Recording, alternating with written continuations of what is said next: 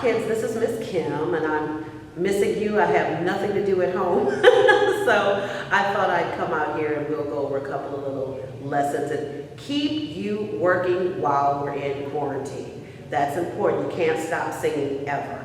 So let's go through a couple of warm-ups first, because you know I always tell you, you must warm up, because it's just like getting ready to lift weights. You've got to stretch. It's just like getting ready for a long distance run. You've got to stretch those vocal cords to get a nice pure sound out of you. So some of you may not have a piano at home. You can also go on your phone and get an app for a free piano, and all you need to do is just hit a note and start from there. Start from somewhere comfortable when you want to do your warm-ups. So let's just do an easy warm-up. It's a nice little ooh and an ah, okay? We're going up 5 notes, ooh, and we're going down ah. So let's start right here. Ooh, okay? Ooh, ah. That's the exercise we're gonna do, okay? But when we're done with the ah, we're going to go up a little half step. That means like when you're playing with the piano, you're hitting every single key, even the black keys, the white keys and the black keys. Because if you don't move up, we call that modulate. If you don't move up, then what's going to happen is you're just going to be a hamster in a wheel, just going in the same notes over and over again. And we don't want that, and that's not stretching your voice. Okay, so let's start this again. Here we go. Ooh, ah.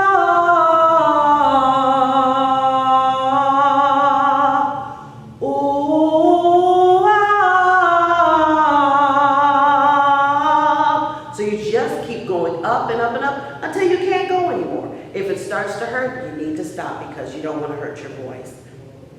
And you just keep going. Hi kids, here's another tip, and you hear me say it over and over and over again. Open your mouth. It is so important that your mouth is nice and open when you're singing, because the air bounces off of everything in your mouth. Everything before it comes out. And if you don't have a clear path, it's going to sound muddled. It's almost like a trumpet with the mute on. So you want to make sure that you have a nice, open, clear passageway to get those notes out. Now, I used to have an exercise called open pit barbecue sauce, but we changed it to open your mouth and sing. So it was an arpeggio where we went from open your mouth and sing. So we're going to do that one, okay? Open your mouth and sing. All right, here we go. 1, 2, ready, go. Open your mouth and sing. Open your mouth and sing. Open your mouth and sing. Open your mouth and sing. Open your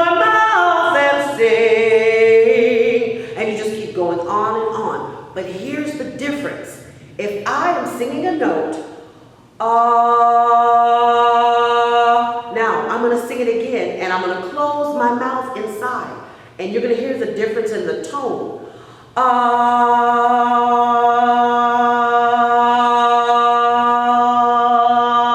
Do you hear the difference?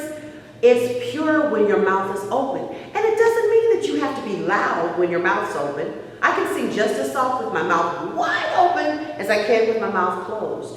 But it's important that you keep a nice airway. Your tongue, if you're not using it, get it out of the way. Because what happens is our tongues, when we pull back, our tongues bunch up and they block the air passage. And you don't want to sound like you're strangling on your tongue while you're singing. So nice and open. Think about a surprise. That's the openness you want to feel in your throat when you're singing. So keep that in mind and don't forget. Open your mouth and sing. Hi everybody, this is Miss Kim, and I've got another little tip for you. It's about breathing. Yes, I know you do it every single day. That's the only way you can make it through life, right? But here's the thing. Breathing while singing is completely different.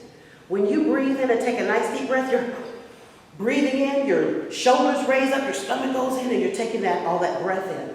But in singing, it's completely the opposite. When you open your lungs, what you need to do is make more room for your lungs. And that's where this muscle underneath your rib cage comes in. It's called a diaphragm. And what that does is if you flatten your diaphragm out, what it does is it makes more room for the lungs to take in more breath. Now, here's another thing. The way you flatten your diaphragm, it's kind of weird. You're thinking it's inside your body. Oh, what am I supposed to do? How am I supposed to move it? It's easy. What you need to do is think about your belly button. Think about your belly button. And when you take a breath in, you're going to push your belly button out, away from your body. Okay? So when you take a breath in, you're going to feel like your body and your stomach is filling up like a balloon. So you want to push the belly button away. That is flattening out your diaphragm, making more room for your lungs to take more air in.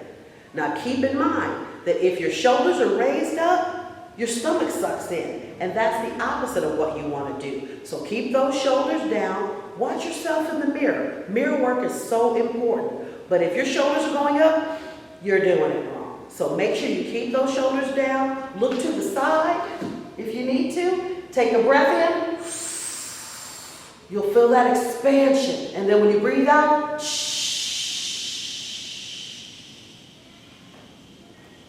your stomach goes in. It's like that old aunt of yours, that aunt that you haven't seen in years, your great Aunt Shelly, and she comes and grabs you and gives you that big old bear hug that you can't breathe. She's squeezing the life out of you. That's what you're trying to do. You're trying to squeeze that breath out of your body.